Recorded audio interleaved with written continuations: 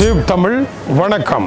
Global risk management இந்த தளத்தில் இருந்து ஆர்னே லோமன் எழுதியிருக்கின்ற ஆக்கம், உலக எரிபொருள் விலை மிகப்பெரிய தள்ளாட்டத்தை சந்திக்க போகின்றது, ஐரோப்பாவிற்கும் இதர உலக நாடுகளுக்கும் பாரிய ஆபத்து வந்து கொண்டிருக்கின்றது என்கின்ற அதிர்ச்சி செய்தியை அவர் வெளியிட்டிருக்கின்றார். இதற்கு காரணம் உலக ஆயில் ஏற்றுமதியில் முதலாவதாக ஹோர்முஸ் நீரிணை 20% ஏற்றுமதிக்கு காரணமாக இருந்தது.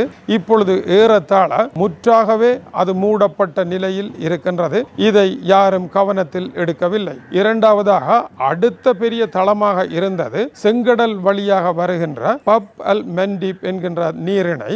இது ஏமன் நாட்டிற்கு அருகில் இருக்கின்றது. சவுதி அரேபியாவில் இருந்து வருகின்ற பைப் லைனினுடைய 4 மில்லியன் பீப்பாய்கள் கொண்ட தினசரி வருகின்ற ஆயிலை எடுத்து செல்லுகின்ற பகுதியாக இது இருக்கின்றது. இந்த பகுதியிலும் ஹவுதி ஆயுததாரிகள் ஈரானினுடைய அதிநவீன ஏவுகணைகளினால் இப்பொழுது தாக்கி சவுதியினுடைய கப்பல்கள் மீது தாக்குதலை நடத்த ஆரம்பித்து விட்டார்கள். சவுதி ஏமன் யுத்தமும் வெடித்திருக்கின்றது. இந்த நீரிணையும் பெரும் பிரச்சனையாக மாறியிருக்கின்றது. இந்த இடத்தில் மூன்றாவதாக இருந்த ஏற்றுமதி வழி கருங்கடல் பகுதியாகும், இவற்றை தவிர்த்து வருவதற்கு.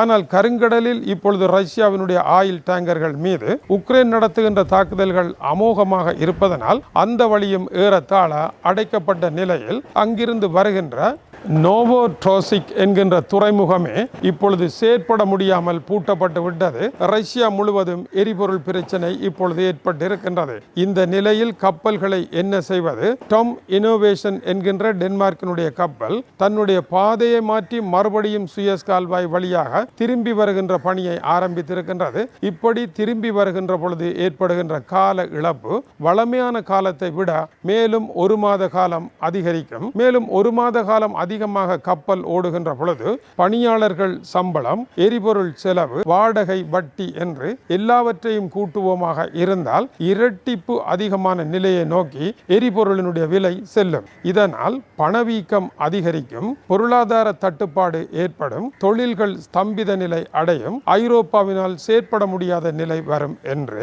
ஐரோப்பாவினுடைய மத்திய வங்கியாகிய ECB-யினுடைய கடைசி எச்சரிக்கை அறிக்கை வெளியாகி இருக்கின்றது. ஐரோப்பா இதற்கு எப்படி தயாராவது? 3 நீர்வழிகளும் அடைக்கப்பட்ட நிலையில் 4வதாக ஒரு புதிய நீர்வழியை தேடுவது இயலாத காரியமாக இருக்கின்றது. ஆப்பிரிக்காவை சுற்றி வருவது கூட இப்பொழுது ஹோர்முஸ் நீரிணை பப் அல் மெண்டீப் தடுக்கப்பட்ட நிலையில் பயனற்ற ஒரு வழியாகவே மாறி இருக்கின்றது. இந்த வழிகள் தடைபெற்று இருப்பது கிணற்று நீர் ஊறுவதற்கான 3 பிரதான ஊற்றுக்களும் அடைத்த நிலையில் இருக்கின்றன. இதனால் நீர் பெருக முடியவில்லை. கிணற்றில் இருந்த நீரை பாவனை செய்வதனால் கிணற்று நீர் வற்றி பட்டை கிடங்கு என்கின்ற கடைசி கிடங்கு வரை செல்வது போல உலக நாடுகளின் கைவசம் இருந்த ஆயில் எல்லாம் பாவனைப்படுத்தப்பட்டு அது பட்டை கிடங்கு வரை செல்வது போல சென்றுவிட்டது. எனவே ஆயிலினுடைய வரவு இல்லாத நிலையில் கையிருப்பும் அழிந்து கொண்டிருக்கின்ற சூழ்நிலையில் உலகத்தினுடைய தொழில்களை நடத்த முடியாதவாறு புதிய நெருக்கடி ஏற்பட்டு இருப்பதே இன்றைய பிரச்சனைக்கான காரணம் என்று குறிப்பிடுகின்றார். இந்த நிலையில் இதற்கு தீர்வுதான் என்னவென்றால், அமெரிக்காவை பொறுத்தவரையில் ஈரானுடன் உட்கார்ந்திருந்து பேச்சுக்களை நடத்த வேண்டும். அதுதான் ஒரே வழியாக இருக்கின்றது. ஆனால் பேச்சுக்களை நடத்த முடியாத சூழ்நிலை இருக்கின்றது. அமெரிக்கா முன்னர் குறிப்பிட்டது ஹோர்முஸ் நீரிணை உட்பட உலக கடல் வழிகளை அமைதியான பாதைகளாக நான் மாற்றுவேன், உலகம் கவலை கொள்ள வேண்டாம் என்று கூறியது.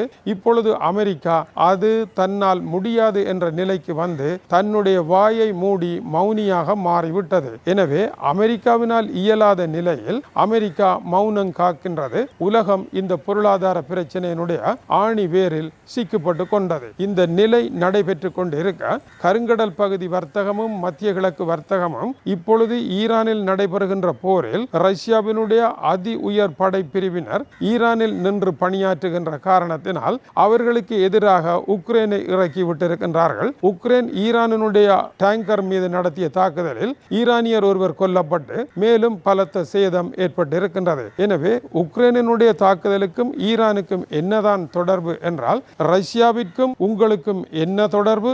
அதுபோல ரஷ்யா வந்தால் நாங்களும் வருவோம் என்பது உக்ரைனினுடைய நிலைப்பாடாக இருக்கின்றது. ஏனென்றால் சூடானில் ரஷ்யா சூடானில் இருக்கின்ற எதிரணியினருக்கு ஆட்சிக்கு ஆதரவு கொடுக்க உக்ரைன் ஆளும் வர்க்கத்திற்கு ஆதரவை வழங்கியது. இதுபோல ஈரானினுடைய ஆளில்லா விமானங்கள் கட்டார் போன்ற நாடுகளில் தாக்குதலை நடத்திய பொழுது உக்ரைனினுடைய ஆளில்லா விமானங்களை எதிர்க்கின்ற அணி அங்கு சென்று ஈரானினுடைய ஆளில்லா விமானங்களை சுட்டு வீழ்த்தியது. எனவே கூலிப்படைகள் போல உக்ரைன் செயற்படுகின்றது.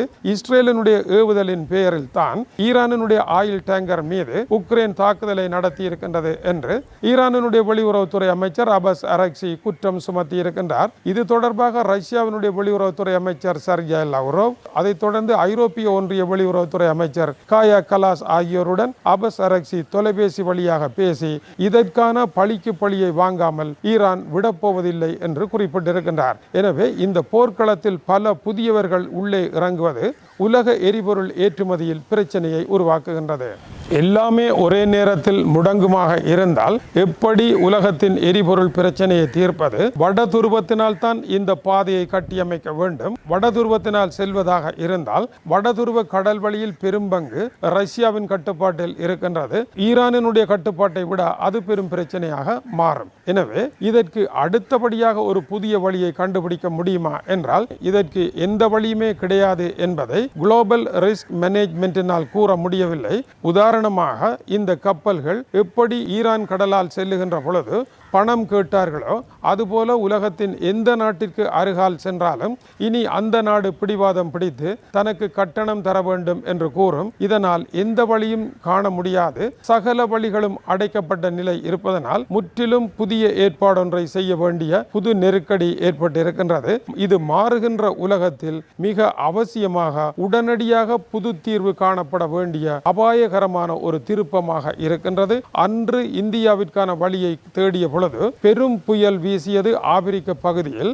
ஆபிரிக்காவினுடைய தென்முனையில் வீசிய இந்த புயலை பார்த்து பயணத்தை நிறுத்தி திரும்பிய மாலுமிகளிடம் அன்று ஸ்பானிய அரசனாக இருந்த 3ஆம் ஜான் அதற்கு புயல் முனை என்று அவர்கள் பெயர் வைத்த பொழுது புயல் அல்ல, அது நன்னம்பிக்கை முனை. பெரும் புயல் வீசுகின்ற பொழுது அதற்கு அப்பால் நல்லதொரு இடம் இருக்கின்றது, எனவே அதற்கு நன்னம்பிக்கை முனை என்று பெயர் வையுங்கள் என்று குறிப்பிட்டார். அதுபோலத்தான் இப்பொழுது வீசுகின்ற இந்த புயலானது இதற்கு அப்பால் ஒரு நல்ல இடம் இருக்கின்றது, அந்த நன்னம்பிக்கை முனையை உலகம் தொடும், அதை நோக்கி செல்லுங்கள் என்று கூறுவதற்கு குளோபல் ரிஸ்க் மேனேஜ்மென்ட்டிற்கு வரலாறு தெரியாது இருப்பதும் கவனிக்கத்தக்கது. இது டியூப் தமிழினுடைய உலக செய்திகளுக்காக இலங்கை வடபுலம் யாழ்ப்பாணத்திலிருந்து கீசே துறை. வணக்கம் உறவுகளே.